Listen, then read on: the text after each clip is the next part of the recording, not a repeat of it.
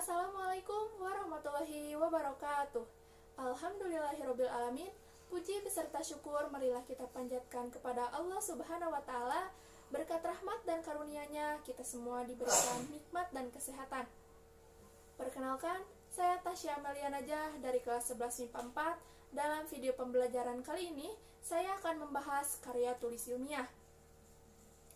Karya tulis ilmiah seharusnya sudah tidak asing lagi dalam dunia pendidikan, karena sejak SMP pun sudah ada organisasi KIR atau karya ilmiah remaja yang di dalamnya membahas tentang pembuatan karya tulis ilmiah. Karya tulis ini juga sering dilombakan loh. Jadi, jika kita bisa membuat karya tulis ini dengan baik, pasti akan bermanfaat di perguruan tinggi nanti. Untuk mendalami materi ini, yuk simak videonya sampai habis. Pengertian karya tulis ilmiah. Karya tulis ilmiah atau disingkat KTI adalah laporan tertulis atau tulisan yang memaparkan hasil penelitian atau pengkajian mengenai suatu masalah yang telah dilakukan oleh seseorang atau sebuah tim dengan memenuhi etika dan kaidah keilmuan yang ditaati dan dilakukan oleh masyarakat umum. Tujuan karya tulis ilmiah. Adapun tujuan dari karya tulis ilmiah adalah yang pertama, untuk melatih hasil penelitian dalam bentuk karya ilmiah yang sistematis dan metodologis. Yang kedua, karya ilmiah yang telah ditulis diharapkan menjadi transformasi pengetahuan antara sekolah dan masyarakat. Yang ketiga, para akademisi tidak hanya sebagai konsumen pengetahuan, tapi juga mampu menjadi produsen berpikir dan menulis di bidang ilmu pengetahuan. Yang keempat, untuk membuktikan pengetahuan serta potensi ilmiah yang dimiliki penulis. Yang kelima, dapat melatih keterampilan dasar dalam melakukan penelitian. Ciri-ciri karya tulis ilmiah. Selain pengertian dan tujuan karya tulis ilmiah, kita juga harus mengetahui ciri-ciri karya tulis ilmiah. Yang pertama, teoritis, artinya tulisan yang dibuat harus mengacu pada teori. Yang kedua, lugas, maksudnya tidak emosional, tidak kritis, dan tidak menimbulkan interpretasi lain. Yang ketiga, logis, artinya mengacu pada pembahasan yang rasional dengan urutan yang konsisten. Yang keempat, efisien, artinya menggunakan kalimat, kata, dan bahasa yang baik, sesuai, dan mudah dipahami. Yang kelima, efektif, artinya tulisan-tulisan yang dibuat harus ringkas dan padat. Yang keenam, objektif, artinya berdasarkan fakta. Kerangka karya ilmiah bersifat konkret dan benar adanya atau tidak mengada-ngada.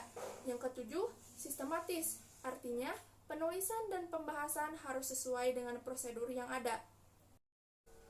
Macam-macam karya tulis ilmiah. Yang pertama, ada artikel.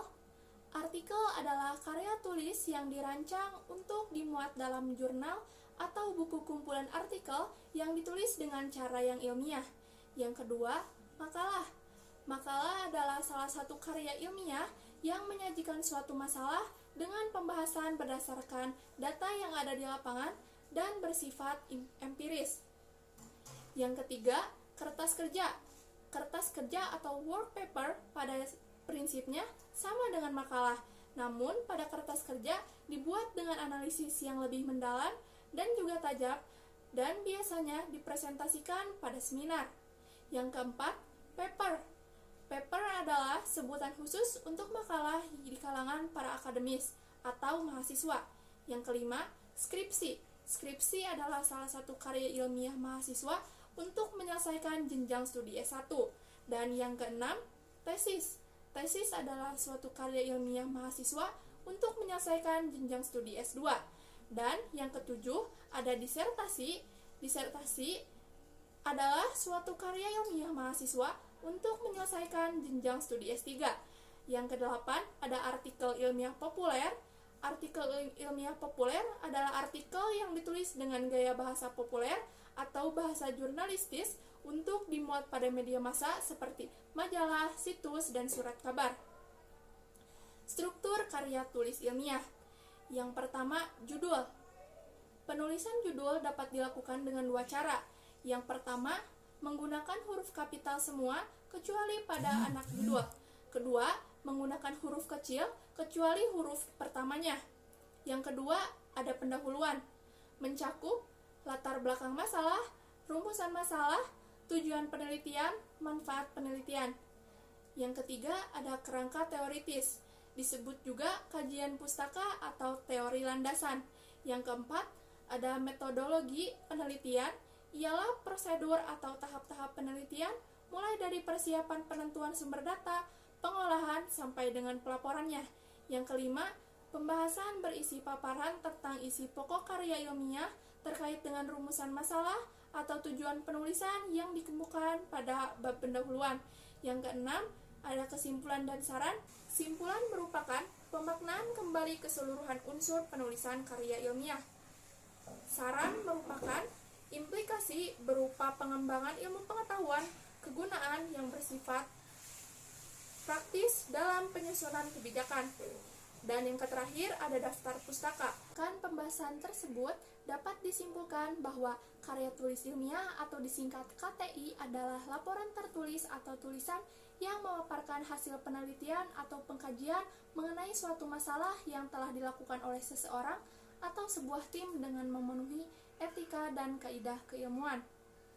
Dalam penulisan karya tulis ilmiah, kita harus memperhatikan ciri-cirinya.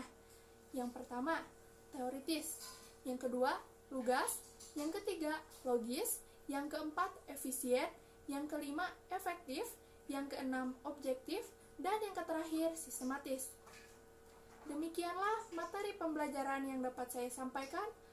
Mohon maaf atas segala kekurangan dan kesalahan. Wassalamualaikum warahmatullahi wabarakatuh.